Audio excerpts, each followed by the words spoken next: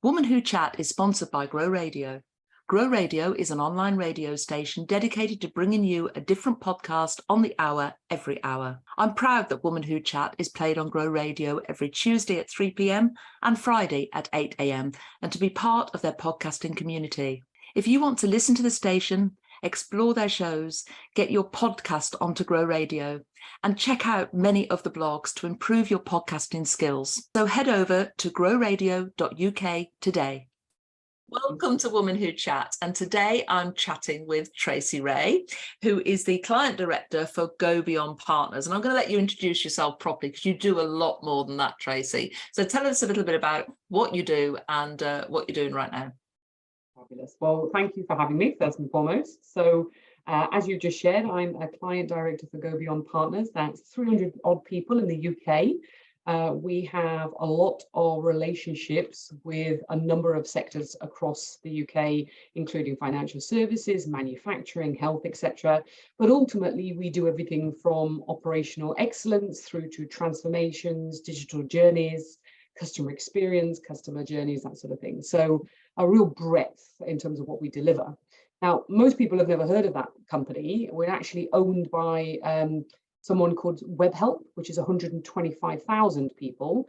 And then we're actually merging this year with a company called Concentrix from America. So theoretically, at 450,000 people, we would be even bigger than the top 4 in terms of consulting services. So it's fascinating in terms of 3 businesses I've never heard of, and I joined them about 6 weeks ago. Fantastic. Yeah, and I'm also chair of the board for Parkour UK. So that's coming up to 2 years. And as everybody might know, in terms of parkour, it's free running. And typically you might see that at the start of the James Bond movie where they're running over the buildings and through the cranes. And that's typically what you might see on social media, but it actually offers a lot more than that. Have you done parkour yourself? I have. I've taken my daughter. In the respect of I don't really do it myself. My body's broken. I was an international athlete when I was younger, but I've taken my daughter along to some jams, and I've been present at jams and watched other people doing it. So no, I don't. I'm not that adventurous, but at the same time, you know, the simple things for kids is just about learning how to use your, you know, natural body movement in the environment around you. So that can be just, you know, jumping off a park bench when you see a 3-year-old in the town centre. You know, you could classify that as parkour, and that's what's quite exciting about it. We have some projects where we actually engage with city centre planning and town centre planning to look at how you can structure that natural environment a little bit more conducively to encourage physical activity. Yeah. And like kids today, I don't bounce anymore. I just break bones. I think I'll stay well away. Although I have watched it and I have seen it. You know, it's amazing when you watch what they can do. But we're not talking about parkour today. We're going to chat today about resilience. Mm-hmm. And this is a topic that I think is really, really important to cover, which I thought would be really beneficial for our listeners. Because a lot of people say, myself included, oh, I'm resilient. You know, I'm great. I bounce back. I'm adaptable, and I can always find the positive from every negative and fight through and whatever. But what does resilience mean to you? So you just use language there, Sandra, around bouncing back. And I think that's the crux of what a layperson would use to describe what resilience is. And for me, there's a little bit more depth to it. So that ability to be able to recover quickly from difficulties. And that's not to say it has to be completely, but normally largely. And you don't necessarily have to have a positive feeling about it. It can be that you're looking at it through a certain lens, which, you know, is in survival mode. But ultimately, if something has gone awry and you just grit your teeth, pick yourself back up, and still believe that you can do something or overcome, then that's what it's originally intended for in terms of describing what resilience is. So despite the setback, I'm going to go and do my best and achieve something or achieve a goal, and nothing's going to get in my way. I'm going to overcome. Yeah. And I think, you know, there is a tendency to, I mean, my mother always said to me as a child, you know, if I fell over or had any setback, pick yourself up, brush yourself down, off you go, you'll be fine. And I think that was a sort of mantra that was inbuilt in me through life. but also I think it can actually be a sort of a challenge in itself, because there is a tendency to keep going, to keep bouncing back, to keep on and sort of brushing yourself down, and for myself personally, to the extent of burnout. And you actually got to the crux of what resilience is quite quickly there, Sandra. So what's fascinating is that people don't necessarily see that part of resilience is about your capacity to create space to recover. It's not about the ability to continuously go at something, because nobody can. And that's where, if you try, either by the breadth of what you're trying to do, or with a narrow focus that's just continuous and banging your head against a brick wall, that burnout will develop quite quickly. So I think that it's the acknowledgement that there is a huge part of resilience, which is about how do you incorporate recovery into your experiences so that you have the energy to go again, so that you understand through experiential learning, because everybody is different in terms of how they face into a challenge and how they overcome it, and the time frame associated with that. When people like your mother instilling that discipline in you can get up quite quickly and go again. But if they're having the continuous challenge several times in a row, for some it might get easier because of the fact that they know what it feels like and know how to overcome quickly. Or for others, that might be quite debilitating because it might knock their confidence or self-belief. And that's another huge aspect of it. So recovery is a significant part of resilience, and ensuring that you take care of yourself and that you know yourself and that you have that emotional awareness. And I can talk about strategies in a bit, but that is a real crux of the issue. Yeah, and I think it's, it is building that space, because and that's why I burnt out, because not that I couldn't build that space, I didn't have the capacity to build that space at that time, because I got things coming from all angles, and I just had to keep going because there was no alternative. Having the resilient, maybe, as you say, the strategies within me to keep doing that, but at some point I reached a point where I could no longer keep on going, because you have to think about that recovery time.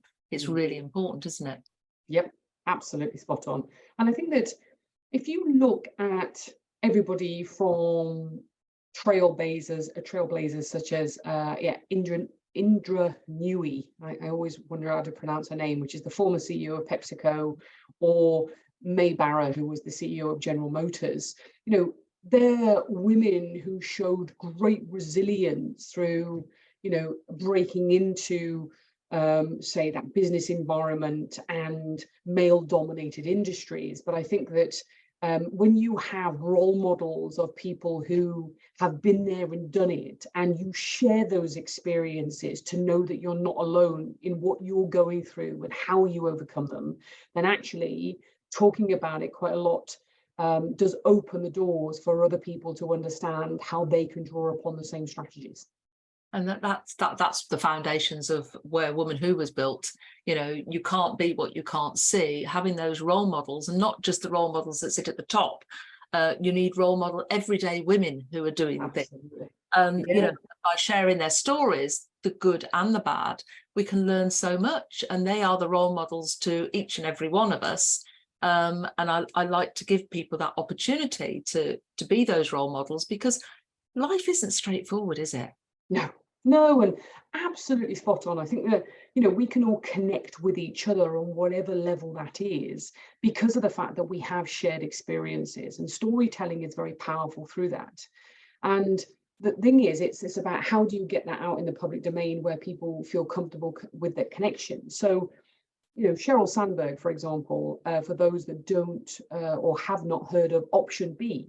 Most people have heard of Lean In, which is a concept and a company that she's founded, but Option B is a second company, which is a book about facing adversity, about building resilience and finding joy. And it was after the sudden death of her husband, which, people go through grieving all the time. It doesn't matter if you're in the public eye or not. Sheryl felt certain that she and her children would never feel that pure joy again.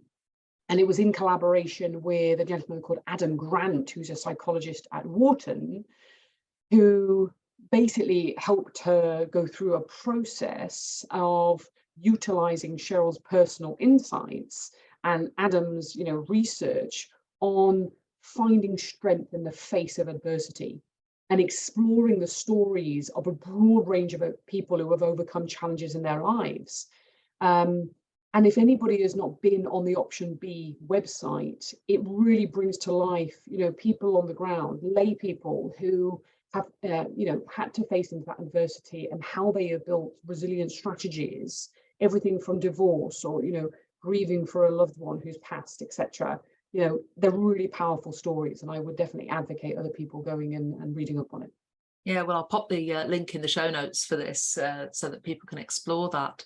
And thank you for sharing it. It's so let's talk about some strategies for resilience then. So what would be some great strategies for people to adopt, or things that you would suggest? Okay, so resilience can be nurtured and strengthened over time. So there's probably 7 or 8 things I would say associated with resilience that you would potentially want to advocate or try yourself. So first one would be, most people have heard of Carol Dweck in terms of a growth and fixed mindset. And with growth mindset, that's about embracing challenges as opportunities for growth, for learning, for reframing setbacks, almost like as stepping stones. Because if you go into something knowing that you're not going to succeed or it's going to be too difficult, then ultimately that mindset will stay with you unconsciously for the next situation, right? So you've got to be willing to be flexible and have that adaptability. But what I would also say is a slight lens with that, which is around optimism with a future focus. That's a real key one. So a growth mindset would be my first one. Yeah. A second one I would say is about inner drive. So you need to have a level of self-belief and situational confidence. That's not to say confidence has to be trait. So you have state or trait, right? And trait is personality, whereas state is inner situation. And you have to actively practice that self-belief. Otherwise, it can overwhelm you in the next situation. All right. So a typical example of that is delivering presentations, and sometimes the anxiety that builds for some people about facing into that. A third strategy I'd probably advocate is around building a support network. All right. So surrounding yourself with positive and empowering people who can provide guidance, encouragement, and advice. And there's 5 types of people that I would suggest that everybody has. So 1 is a coach, 2 is a friend, 3 is a mentor, 4 is a cheerleader, and 5th, more importantly, is a truth teller. Right? So I like that concept because of the fact that you do need someone who's going to, in a safe space, hold a mirror up to what's happened and your role in it, and a level of responsibility and accountability. And for those of you that know me, in terms of the chimp paradox, I liked that as a model, as a framework to understand why the brain operates the way that it does, and people's emotional reactions to things. And I do go and give a lot of talks on this, not because I'm an expert, but my interpretation of the book and how I have utilized it in my life. And I think that's very powerful if you haven't read that book. Number 4, I say, is around emotional awareness. So you have to, at some point, take responsibility for what has happened and to own it. Now, that's not to say that you're taking the blame. That's different, right? But there is a level of accountability that you need to own and go through a process of when you're able to step back from the situation and you're not, in the crux of it, in the emotional side of things, because there is always 2 sides to a story. And sometimes that ability to be able to put yourself in another person's shoes means that you can empathize with them, and that will help build resilience in a different way. I say number 5 is around practicing self-care. So I'm a big believer that a lot of people undervalue things like sleep, right? So if you've not read Arianna Huffington's The Sleep Revolution, I would suggest that you do, because we all typically sacrifice sleep in the name of productivity, but ironically, it's our loss of sleep and that will have an impact in terms of our ability to be resilient. So if we think that we can just keep going, like you referred to earlier, Sandra, around, you know, the burnout, it will end up catching up with us at some point. And our starting point always has to be sleep. So sleep, you know, getting some exercise in, having a good, healthy diet, those are really key. And probably one of the last ones I talk around is embracing failure as feedback, right? So this is about failing fast and learning from those valuable lessons and adapting your strategies accordingly, because you need to have a positive attitude to life and a can-do attitude, but at the same time, you have to embrace that everybody is going to fail in life.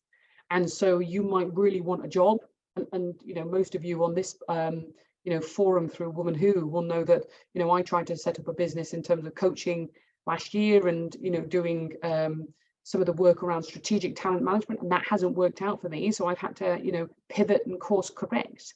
But I don't see that as failure. I see that as part of the journey that's enabled me to get to where I am, and you know, introduced me to some fabulous people and widened my network, etc. So that would be my last one. Absolutely fascinating. I could just sit and listen to these all day. Some really good, useful tips there as well, you know, that to make us and help us on our journeys, but also to be aware of the resilience, you know, be aware of our mindset, be aware of the people around us that are influencing us. And I loved it when you said, you know, have the truth teller with that person who does tell you the truth. My mother was my truth teller, probably not the best person, but she said it as it was. And sometimes that really helped, you know, other times, no, just stay out of my business. But yeah, it's having the right people, making sure that you're taking advice from the right people. And I always say every coach needs a coach, every mentor needs a mentor. You need those key people in your life. Well, it's been absolutely fantastic talking to you, Tracy. If you could just leave our audience with just one piece of advice or one top tip about resilience, what would that be?